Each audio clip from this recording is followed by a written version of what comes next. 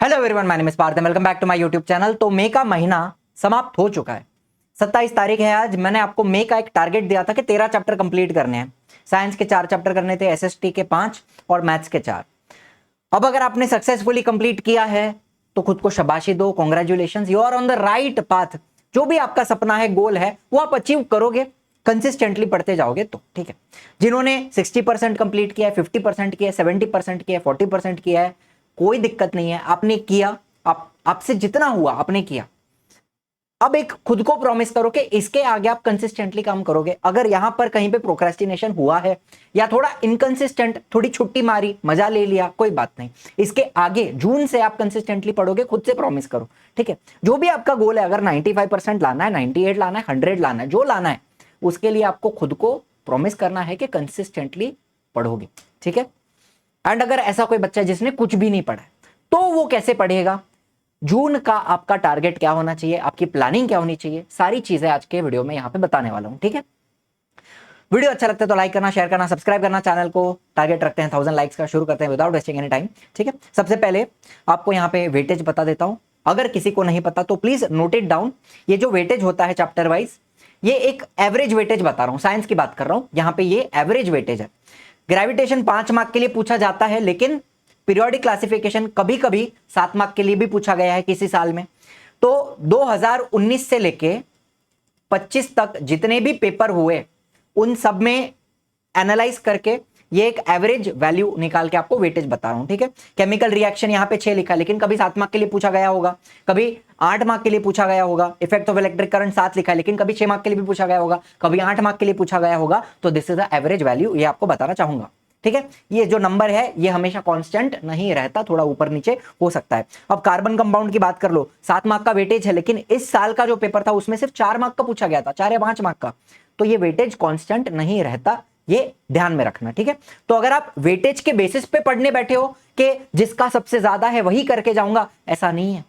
ठीक है, weightage constant नहीं होता। आपका जो बोर्ड है वो आपके साथ गेम खेल सकता है लास्ट मोमेंट पे। तो एक ही बात सबसे कहना चाहूंगा, आपको अगले साल जो कुछ भी करना है, 11th में आप साइंस ले रहे हो, चाहे फिर आप मैथ्स कॉमर्स ले लो या आर्ट्स ले लो, ये सारी जो चीजें यहां पे आप पढ़ते हो 10th स्टैंडर्ड में, 9th स्टैंडर्ड में, these are foundation, this is basic. ये सब कुछ आपको आना चाहिए, इसमें से कुछ भी स्किप करने में आपको नहीं बोलूंगा। एंड अगर मेरे साथ आप चल रहे हो साल भर तो ये सारी चीजें आपकी क्लियर हो ही जाएंगी। ऐसा कुछ भी नहीं है जो समझ में नहीं आएगा, डेफिनेटली आगे आपको काम आने वाला है। तो ठीक है, तो छोड़ने में कुछ भी नहीं बोलूंगा। अच्छा, 60 मार्क्स क्यों लिखा हुआ है? बिकॉज पूरा पेपर जो होता है विथ ऑप्शन 60 मार्क्स का होता है, हमें 40 मार्क्स का लिखना होता है। तो ये सारा जो वेटेज है ये विथ ऑप्शन वाला वेटेज है। ठीक है, उसी तरह से साइंस 2 की बात करेंगे। पॉज कर लो वीडियो, चाहो तो नोट डाउन कर लो, अपने टेक्स्ट बुक में ही इसको लिख लो। वैसे ही मैथ्स 1 की बात करूंगा यहाँ पे, ठीक है, एंड मैथ्स 2 की बात करूंगा।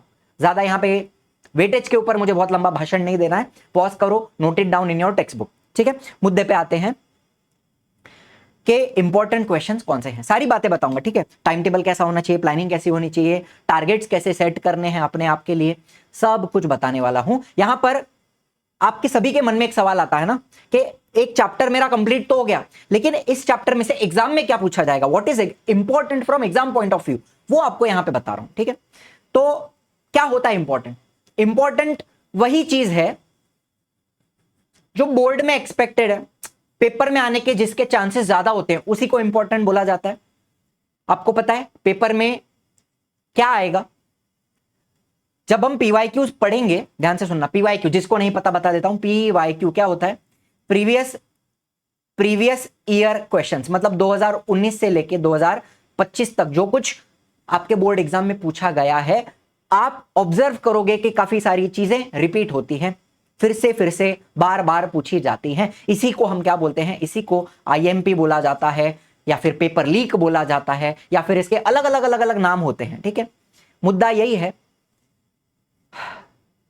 कि YouTube पे आप इंपॉर्टेंट क्वेश्चंस ढूंढने जाओगे, अलग अलग क्रिएटर्स, अलग अलग लोग आपको अलग अलग चीजें बताएंगे।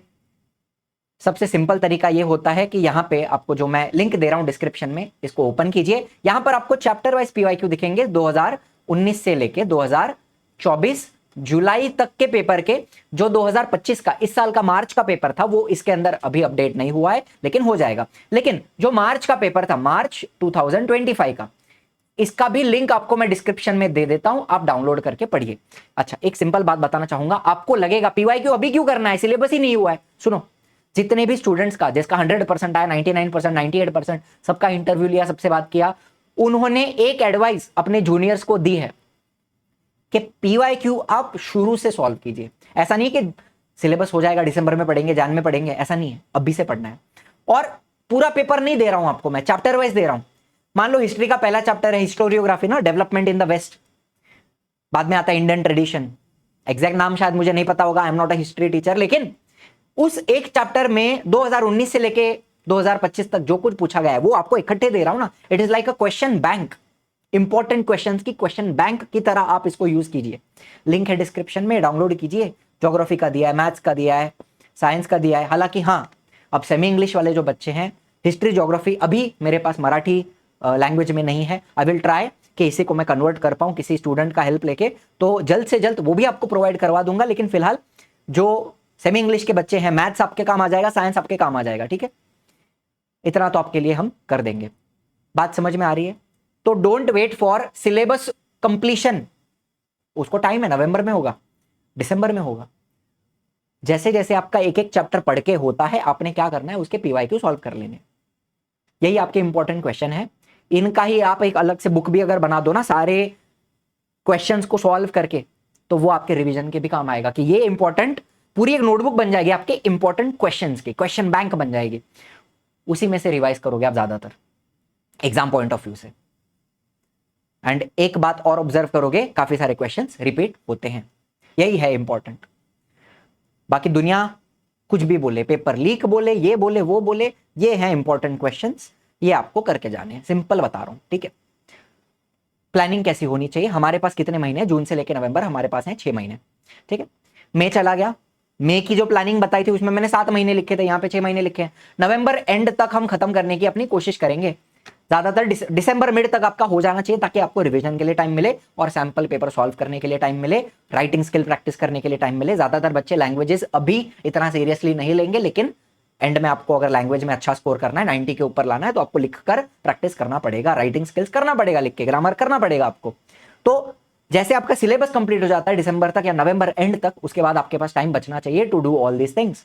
इसलिए मैं बोलता हूं कि 6 महीने में हम कोशिश करेंगे हमारा खत्म हो जाए। उसके बाद मुझे बताइए कितने, अगर आपने अब तक कुछ नहीं पढ़ा, तो साइंस का, मैथ्स का और एसएस का, ये तीनों का चैप्टर्स ऐड करूं तो 56 होता है। अगर आपने मे का टारगेट कंप्लीट किया तो इसमें से 13 चैप्टर कम कर दो, उसको डिवाइड बाय 6 करो, कितना होता है 56 माइनस 13, 43/6। अगर मे का टारगेट कंप्लीट किया है तो ये हिसाब आपके लिए 43/6 कितना होता है, 6 7 42, मतलब समझ लो ना 7 चैप्टर्स। इसको और थोड़ा डिफिकल्ट बनाना है तो 8 चैप्टर पर मंथ का आप टारगेट लेके चलो, मतलब 2 चैप्टर पर वीक का आपका टारगेट होना चाहिए। जिस बच्चे ने मई में अपना टारगेट्स कंप्लीट किया है 13 चैप्टर का, उसके लिए है 2 चैप्टर पर वीक, ठीक है। फिर उसमें 2 चैप्टर में साइंस का, मैथ्स का, सोशल स्टडीज का आप मैनेज करना। जैसा मैंने मई का टारगेट वाला वीडियो बनाया था, वैसे ही मैं जून का टारगेट वाला सेपरेट वीडियो बनाऊंगा कि जून के महीने में आपका क्या क्या कंप्लीट हो जाना चाहिए। और वो दोनों बच्चों के लिए होगा, जिस बच्चे ने कुछ भी नहीं पढ़ा है और जिस बच्चे ने मई का टारगेट कंप्लीट किया है। वो एक सेपरेट बात होगी, सेपरेट वीडियो में बताऊंगा मैं, ठीक है। वैसे आप अपने आप को भी टारगेट दे सकते हो, सारी बातें बताऊंगा। चलो एक एक करके। अब मान लो आपने कुछ भी नहीं किया है, तो यहां पर आपके अगर 56 चैप्टर बाकी हैं साइंस के, मैथ्स के और एसएस के, डिवाइड बाय 6, तो यहां पर 9.33 चैप्टर पर मंथ का हिसाब आता है। इसको थोड़ा डिफिकल्ट बनाना है तो इसको मैं 10 चैप्टर पर मंथ पकड़ूंगा। It will be equivalent to 2.5 chapter per week. ये एक मेरा हिसाब बनता है। अब ये 2.5 चैप्टर आपके एक वीक में कंप्लीट होने चाहिए, जिसमें से एक चैप्टर साइंस का ले लो, एक चैप्टर सोशल स्टडीज का ले लो और एक आधा चैप्टर मैथ्स का ले लो। मैथ्स बड़ा होता है, चैप्टर डिफिकल्ट होता है, तो आधा चैप्टर पर वीक, ठीक है। रोज आपको 5 से 10 मैथ्स के क्वेश्चन सॉल्व करने हैं, रोज करने हैं, ठीक है। टाइम टेबल भी सेपरेटली एक वीडियो में आपको बताऊंगा। जो अपना ये जून का टारगेट होगा ना, उसमें मैं टाइम टेबल भी बता दूंगा कि डेली टाइम टेबल आपका कैसा होना चाहिए, ठीक है। यहां तक बात समझ में आई है। अब जिस बच्चे को मुझसे, गैलेक्सी मैम से, शुभम सर से पर्सनली पढ़ना है, तो हमारा बैच है आरएम 5.0 लॉन्च हो चुका है, पढ़ा रहे हैं हम। इंग्लिश एंड सेमी इंग्लिश के बच्चों के लिए अवेलेबल है, ठीक है। सेमी इंग्लिश का भी पढ़ाया जाएगा। ये हमारे टीम ऑफ टीचर्स हैं, देख लो ना एक बार। पार्थ सर हैं, मैं हूं, शुभम झा सर हैं, गैलेक्सी मैम नीलिमा मैम है, शैलेश सर संस्कृत के लिए, Chandrashekhar sir, Farheen ma'am, Komal ma'am and Yogesh sir. ये पूरा हमारा टीम है टीचर्स का, जहाँ पे इंग्लिश मीडियम का एंड सेमी इंग्लिश दोनों का कवर होगा। क्लासेस लाइव रहेंगे, जहाँ पे हम चैट में आप डाउट पूछ सकते हो, बात कर सकते हो, ठीक है।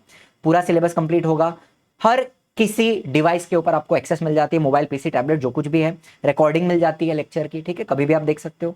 डाउट क्लियरिंग सेशन रहेगा चैप्टर कंप्लीट होने के बाद, और वो जूम पे या फिर गूगल मीट के ऊपर किया जाएगा। लाइव रिवीजन रहेगा एग्जाम के पहले, वो भी जूम पे या फिर गूगल मीट के ऊपर किया जाएगा, ठीक है। पर्सनल मेंटरशिप रहेगी। आपको एक बात बताऊं, यहाँ पे आपको अगर डाउट आता है, लेक्चर में आपका डाउट क्लियर नहीं होता है, तो आपको एक नंबर दिया जाएगा, उस नंबर पे कॉल करके आप किसी भी टीचर से डायरेक्टली बात कर सकते हैं। मुझसे बात करनी है, मुझसे बात करो, गैलेक्सी मैम से बात करनी है, उनसे बात करो।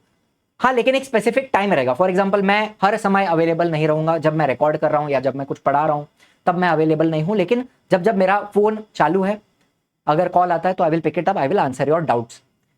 पर्सनल मेंटरशिप की जहां बात आती है, तो आपको डाउट के अलावा और कोई भी प्रॉब्लम आती है, I am there for you, I will help, ठीक है। दोनों प्रकार की टेस्ट सीरीज है, ऑब्जेक्टिव है और सब्जेक्टिव है, ठीक है। ऑब्जेक्टिव एमसीक्यू बेस रहेगा, ये आप समझते हो, ठीक है। और सब्जेक्टिव मतलब पूरा पेपर, आपको चैप्टर वाइज पेपर मिलेगा विथ आंसर की, एंड जो बच्चे पेपर हमें लिख कर देंगे उसका हम चेक करके भी आपको देंगे पेपर, ठीक है। तो ये एक जूम सेशन है, उसका यहाँ पे सिंपल स्क्रीनशॉट है, ये इस साल का जो साइंस का पेपर था तभी लिया हुआ था, ठीक है। चलिए, तो बैच की प्राइस है 9000 for everything for whole year. Full year का आपका ये प्राइस रहेगा। बैच छोटा है, बच्चे कम है, पर्सनल अटेंशन हम दे सकते हैं आपके स्टूडेंट के ऊपर, बच्चे के ऊपर, आपके ऊपर, ठीक है। ज्वाइन करना कैसे है, यहाँ पे ये हमारा ऐप है easy learning. Easy learning app है, उसमें आप लाइव कोर्सेज में चले जाइए, उसके अंदर आपको आरएम 5.0 ये यहाँ पे दिखेगा, उसके अंदर ये कूपन कोड है फर्स्ट 300, उसके ऊपर आप क्लिक करेंगे तो यहाँ पे आपको प्राइस दिखेगी 9000, और उसको आप ऑनलाइन अंदर जाके भी पे कर सकते हो, या फिर क्यूआर को स्कैन करके किसी और के फोन से, पापा के, भाई के, दीदी के, किसी के भी फोन से स्कैन करके पेमेंट करनी है तो वो भी आप यहाँ पे कर सकते हैं, ठीक है। अगर नहीं समझ में आता है तो ये एक और क्यूआर हम यहाँ पे प्रोवाइड करते हैं, इसको स्कैन करके इसके ऊपर पेमेंट करके आप स्क्रीनशॉट भेज सकते हैं इस नंबर पे, तो भी आपका एडमिशन हो जाएगा। फिर भी नहीं, अगर दिक्कत आ रही है, कोई भी दिक्कत है, तो ये दोनों नंबर हैं जिनके ऊपर कॉल करके आप इंक्वायरी कर सकते हो और एडमिशन ले सकते हैं, ठीक है। चलिए, अब जो बच्चा यूट्यूब से पढ़ रहा है, ठीक है, कंप्लीटली अगर यूट्यूब से रिकॉर्डेड वीडियोस वगैरह जो हैं उससे अगर पढ़ना चाहता है, तो यहाँ पे साइंस 1 एंड साइंस 2 पूरा अवेलेबल है, पूरा सिलेबस पढ़ाया हुआ है कंप्लीट। एंड आपसे पहले ऑलरेडी लाखों बच्चे हैं जो यही वीडियोस से पढ़ के 99% भी लाए हैं, 100% भी लाए हैं, ठीक है। तो एक वन शॉट सीरीज भी आपको यहां पे दिखेगी, उसके नीचे आपको ये लेक्चर वाइज सीरीज भी दिखाई देगी, ठीक है। दोनों चीजें हैं, लेक्चर वाइज भी है और वन शॉट भी है, एंड एक नया सीरीज भी स्टार्ट करूंगा वेरी सुन। तो यहाँ पे सब कुछ साइंस 1 और 2 से रिलेटेड एवरीथिंग इज देयर। अब आपको करना क्या क्या है वो आपको बताऊंगा। चलो, अभी कंसिस्टेंट कैसे रहें, अगर कोई बच्चा है जो रेगुलरली पढ़ नहीं पा रहा, ये छोटी छोटी बातें हैं, नोट डाउन करते जाना। आप बनाओगे एक टू डू लिस्ट। अब मुझे भी अगर कुछ काम करना है तो मैं क्या करूंगा, एक पेज लूंगा, सोने के पहले इसमें सब लिख दूंगा कि कल मेरा टारगेट्स क्या है। इतने सारे टारगेट मत लिख दो कि आप उसको कंप्लीट ही ना कर पाओ। आपको पता है ना किस चीज को कितना समय लगेगा। आपको एक वीडियो लेक्चर देखना है, 1 घंटा आप वीडियो लेक्चर देखोगे, ठीक है, वो डाल दिया। फिर आप जो पढ़ाया उसका टेक्स्ट बुक रीड करोगे, ठीक है, वो डाल दिया। फिर टेक्स्ट बुक रीड होने के बाद एक्सरसाइज लर्न करनी है, वो डाल दिया। आज के दिन में इतना किया, ठीक है। ओवर बर्डन मत करो खुद को। एक ही दिन में इतना मोटिवेशन आ जाएगा कि 10 आपने चीजें लिखी, 10 चीजें आपसे नहीं हो रही हैं, चला गया मोटिवेशन, फिर आ गया प्रोक्रेस्टिनेशन। ऐसा नहीं करना है। प्रोक्रेस्टिनेशन कब आता है, जब आप खुद को ओवर बर्डन कर देते हो, स्ट्रेस दे देते हो, ठीक है। प्रोक्रेस्टिनेशन समझते हो, क्या अरे यार छोड़ो, कल करते हैं, अरे बहुत टाइम है, अभी नवंबर दिसंबर तक करने का है अपने को, मार्च का एग्जाम है अपने को, छोड़ो ना, कल करते हैं, परसों करते हैं। इसको बोलते हैं प्रोक्रेस्टिनेशन। वो कब आता है, जब हम बहुत सारा बर्डन अपने ऊपर डाल देते हैं, स्ट्रेस डाल देते हैं।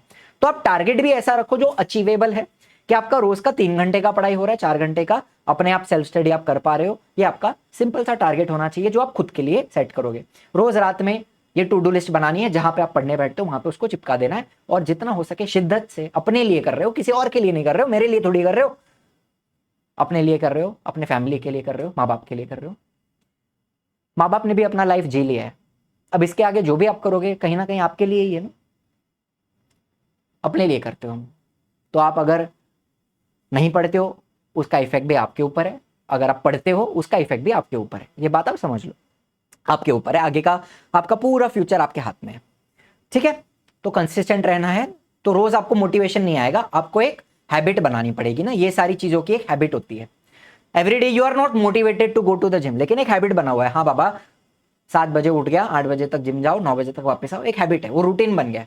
फिर एक बार चप्पल पहन लिया और घर से निकल गया, उसके बाद ऑप्शन नहीं है, फिर तो आप जिम जाओगे, फिर वहां तक जो करना है करो, आधा घंटा हिल के आओ, बस पढ़ने बैठ जाओ, किताब खोल लो, 1 घंटा कुछ तो कर लो, वीडियो देख रहे हो, वीडियो देख, सुन लो, सिर्फ पढ़ा रहा हूं, आप सुनते जाओ, शायद समझ में आएगा, समझ में आएगा तो इंटरेस्ट आएगा, इंटरेस्ट आएगा तो और सुनोगे, है ना। तो पहला कदम बढ़ाना बहुत जरूरी है। पढ़ने बैठिए, रोज मोटिवेशन नहीं आएगा 100% लाने का, लेकिन कंसिस्टेंसी हैबिट से आती है, रूटीन से आती है, ये बात समझ लीजिए, ठीक है। डिसिप्लिन लाना है अपने जीवन में। चलो दूसरी बात, एक मंथली ट्रैकर भी आप बना सकते हैं। मान लो अभी ये जून का महीना है, ठीक है, तो 1 तारीख, 2 तारीख, 3 तारीख, 4 तारीख, जैसे जैसे आपका रोज आपके टारगेट कंप्लीट होंगे तो आप टिक मारते जाओ, हाँ 1 तारीख का टारगेट कंप्लीट, 2 तारीख का टारगेट कंप्लीट, 3 तारीख का टारगेट कंप्लीट। एंड अगर जैसे आप इधर आते हो 30 पे आते हो, करो पार्टी करो ना, पूरा महीना आपने अगर कंसिस्टेंटली पढ़ाई किया है, सारे अगर आपके टिक हुए हैं कि रोज आपने अपने टारगेट अचीव किए हैं, तो कॉन्ग्रेचुलेट योरसेल्फ, खुद को शाबाशी दो, ऐसे ही करते रहो, स्टे कंसिस्टेंट। खुद को कुछ गिफ्ट भी दे देना, पार्टी कर लेना, कुछ मीठा खा लेना, कहीं पे घूमने चले जाना, है ना, थोड़ा एंजॉय भी कर लो लाइफ। चलो एंजॉय तो करते रहना चाहिए, एक आपकी हॉबी वगैरह भी होनी चाहिए, जो आपको, बहुत बच्चे हैं जो आउटडोर स्पोर्ट खेलेंगे, कोई क्रिकेट खेल रहा है, कोई बैडमिंटन खेल रहा है, कोई ड्राइंग कर रहा है, कोई गाना गा रहा है, कोई गिटार बजा रहा है, एक हॉबी होनी चाहिए। जब भी आपका पढ़ाई वगैरह सब हो गया तो एक खुद को रिवॉर्ड देने के लिए या फिर एक तरीके से स्ट्रेस को दूर करने के लिए आपकी एक हॉबी होनी चाहिए, ठीक है। चलो यहाँ पे आपको मैं प्रोग्रेस चार्ट्स भी दे रहा हूँ, ध्यान से सुनिए अभी मेरी बात।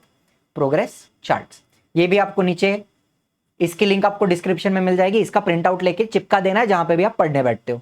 फिर जैसे आपका ग्रेविटेशन अगर आप पढ़ रहे हो, वीडियो लेक्चर आपने देखा, ठीक है, देखो आप वीडियो लेक्चर मेरा देख रहे हो, किसी और का देख रहे हो, किसी का दूसरे बैच में जाके लाइव पढ़ रहे हो, जो कुछ भी है, लेक्चर देखना जरूरी है, पढ़ना जरूरी है। स्कूल में आपने पढ़ लिया, फॉर एग्जाम्पल स्कूल के टीचर ने आपको पढ़ा दिया, या फिर आप कोचिंग में जाते हो वहां के टीचर ने आपको पढ़ा दिया, ये पहला जो टिक है, इसका मतलब ये है, एक सेकेंड, जो पहला ये वीडियो लेक्चर यहां पे जो टिक आएगा ना, इसका मतलब है कि आपने कंसेप्ट समझा, भले वो फिर वीडियो से हो, कोचिंग से हो, टीचर से हो, ऑफलाइन से हो, कहीं से भी हो, आपने कंसेप्ट क्लियर किया, आपने टेक्स्ट बुक को रीड किया। इनटेक्स्ट क्वेश्चन अभी फिलहाल के लिए रहने दो, आपको बताऊंगा कौन से करने हैं, कौन से नहीं करने हैं, किस चैप्टर के ज्यादा पूछे जाते हैं, अभी उनको नहीं करोगे चलेगा। एक्सरसाइज कीजिए और पीवाईक्यू कीजिए, ये 4 चीजों पे ध्यान देना है सबसे पहले, ठीक है। कंसेप्ट क्लियर हुआ, टेक्स्ट बुक रीड करी, एक्सरसाइज किया, पीवाईक्यू किया, इतना बस। 4 स्टेप सॉल्यूशन है और कुछ भी नहीं करना है। टॉपर बनना है, कीप इट सिंपल। 4 अलग अलग बुक से पढ़ रहे हैं, यहां से पढ़ रहे हैं, वहां से पढ़ रहे हैं, नहीं। आप फिर जो भी एक और चीज ऐड करना चाहूंगा, जो आपकी डाइजेस्ट है या मास्टर की है, जो कुछ भी है, उसके अंदर भी जो ऑब्जेक्टिव्स दिए होते हैं वो आप कर लेना। फिल इन द ब्लैंक्स हो गया, मैच द फॉलोइंग हो गया, ट्रू और फॉल्स हो गया, ऑड मैन आउट हो गया, कोरिलेशन हो गया, जो जो दिया हुआ है ना, वो आप ऑब्जेक्टिव्स भी करते जाइए। तो आपने क्या किया, कंसेप्ट क्लियर किया, टेक्स्ट बुक रीड किया, इन टेक्स्ट हम अभी फिलहाल के लिए नहीं कर रहे हैं, एक्सरसाइज लर्न किया, पीवाईक्यू किया और ऑब्जेक्टिव साथ साथ में कर लिया, जितना भी है, बस इतना इतना करते जाओ, कंसिस्टेंटली करते जाओ, मुझ पे भरोसा रखो, आराम से आपका पूरा साल का पढ़ाई हो जाएगा। तो वैसे मैथ्स का भी दिया हुआ है। मैथ्स में भी वीडियो लेक्चर्स का मतलब क्या है कि कंसेप्ट आपने सीखा, सीखने के बाद आपने, टेक्स्ट बुक तो इसमें रीडिंग होती नहीं है, ठीक है, टेक्स्ट बुक तो रीड आपको करनी नहीं है, लेकिन मैथ्स में आप क्या करते हो, इंटेक्स्ट भी, इंटेक्स्ट मतलब सॉल्व्ड एग्जांपल्स, इंटेक्स्ट का मतलब क्या होता है, सॉल्व्ड एग्जांपल, ठीक है। सॉल्व्ड एग्जांपल ज्यादा बच्चे करते नहीं है और जरूरत भी नहीं है। आप एक्सरसाइज के क्वेश्चन करो, एक्सरसाइज मतलब क्या, आपका practice set and problem set दोनों करना है, practice set and problem set दोनों करना है, एंड बाद में पीवाईक्यू, ये 4 चीजें आपकी होनी चाहिए, ठीक है। टेक्स्ट बुक को यहां से हटा देते हैं, कंसेप्ट क्लियर हुआ, सॉल्व्ड एग्जांपल एक बार देख लोगे चलेगा, कोई दिक्कत नहीं है, प्रैक्टिस सेट, प्रॉब्लम सेट और पीवाईक्यू, ये 3 होने चाहिए आपके मेन, ठीक है, मैथ्स में। फिर हिस्ट्री एंड पॉलिटिकल साइंस में भी ये हो गया आपका कंसेप्ट, कंसेप्ट समझना जरूरी है, नहीं तो रट के भी कितना रटोगे। आप समझते हो कि यहाँ पे लर्निंग ज्यादा होती है, लेकिन लर्निंग के लिए भी थोड़ा तो समझ में आना चाहिए कि क्या पढ़ रहे हैं, उसका कुछ मीनिंग है ना। तो मीनिंग समझ में आना, कंसेप्ट समझ में आना, टेक्स्ट बुक को रीड करना, इन टेक्स्ट यहाँ पे भी जरूरत नहीं है करने की, एक्सरसाइज के क्वेश्चन और पीवाईक्यू, इतना करेंगे हम, ठीक है। History, political science and same for geography also, ठीक है। तो एक फाइनल यहाँ पे अगर समरी बताऊं कि क्या करना है जब भी आप साइंस पढ़ने बैठ रहे हो, कंसेप्ट क्लियर होने के बाद एक्सरसाइज कर रहे हो, पीवाईक्यू कर रहे हो, और सैंपल पेपर नवनीत के हो गए, टारगेट के हो गए, किसी के भी हो गए, उत्तम के हो गए, मास्टर की के हो गए, चेतना के हो गए, जो कुछ भी है वो हम बाद में करेंगे, बाद में करेंगे, अभी नहीं। अभी मैं आपको पीवाईक्यू करने बोल रहा हूं ना। ज्यादातर आप नोटिस करना जो पीवाईक्यू में पूछा गया है वही सैंपल पेपर में भी ये लोग डालते हैं। सैंपल पेपर कहां से बनाते हैं? जो पीवाईक्यू में पूछा गया है उसको ही उठा उठा के सैंपल पेपर में डालते हैं और आपको 5 सैंपल पेपर बना के देते हैं। थोड़ा थोड़ा नया भी होता है, ऐसा नहीं है कि सब कुछ पुराना ही है, नया भी होता है, लेकिन रिलेटेड टॉपिक्स होते हैं। तो सैंपल पेपर हम बाद में करेंगे, पहले आप ये 2 चीजें करें, एक्सरसाइज और पीवाईक्यू। ये हो गया आपका साइंस का और सोशल स्टडीज का। और मैथ्स में क्या करना है? Practice set, problem set, PYQ, sample paper letter, ठीक है। कोई दिक्कत वाली बात है क्या? अब मुझे बताओ क्या दिक्कत है आपको पढ़ने में? आपके पास सब कुछ अवेलेबल है। मैथ्स, आपको मैथ्स पढ़ाने वाले भी बहुत सारे टीचर हैं यूट्यूब पे, गैलेक्सी मैम है, उनका आप देख सकते हो, है ना, बहुत अच्छा पढ़ाया हुआ है। सोशल साइंस मेरे चैनल पे भी अपलोड किया हुआ है, ठीक है, और भी टीचर्स हैं यूट्यूब पे, आप ढूंढ सकते हो। साइंस पूरा अपलोड किया हुआ है, तो कंसेप्ट तो आपका क्लियर हो जाएगा। पढ़ाने के लिए तो हम बैठे हैं, पढ़ने के लिए आपको बैठना पड़ेगा, इतना ही आपकी एक रिस्पॉन्सिबिलिटी है छोटी, पढ़ने बैठना पड़ेगा, ठीक है। तो अगर यहां तक वीडियो देखा ना तो कमेंट में लिख के जाना, आई विल बी कंसिस्टेंट, इतना लिख के जाना। अगर मई का महीना आपने पढ़ाई नहीं की है कोई बात नहीं, अभी भी जून से हम पढ़ के दिसंबर तक, नवंबर एंड तक अपना कंप्लीट करने की कोशिश करेंगे सिलेबस। तो कमेंट में बस इतना करके जाना, आई, खुद की प्रॉमिस जो है, आई विल बी कंसिस्टेंट, और उसको इज्जत से करो फॉलो, ठीक है, इतना आप लिख दो, ठीक है, और कुछ नहीं बोलूंगा। Thank you so much for watching, I will see in the next one. Next video में हम क्या बात करेंगे, जो बात आज नहीं हो पाई, जून का टारगेट, जून में कितना कितना करना चाहिए। 2 प्रकार के बच्चे, जिन्होंने कुछ भी नहीं किया और जिन्होंने मई का टारगेट कंप्लीट किया, तो वो दोनों प्रकार के बच्चों के लिए जून का टारगेट आपको दूंगा। एंड उसके अलावा एक time table, daily time table कैसा होना चाहिए, क्या क्या पढ़ना चाहिए, वो भी आपको बताऊंगा, ठीक है। लैंग्वेजेस के बारे में भी, जो बोर्ड का पेपर चेक करते हैं, जो मॉडरेटर हैं, जो खुद स्कूल में पढ़ाते हैं, बहुत अच्छे टीचर हैं, उनके साथ एक इंटरव्यू एंड एक कंप्लीट गाइडेंस, लैंग्वेज में किस तरह प्रिपेयर करना है, वो आपके लिए बहुत ही जल्द 3-4 दिन में लेके आ जाऊंगा, ठीक है। Thank you so much for watching, I will see in the next one. Tata bye bye, जय हिंद, जय महाराष्ट्र।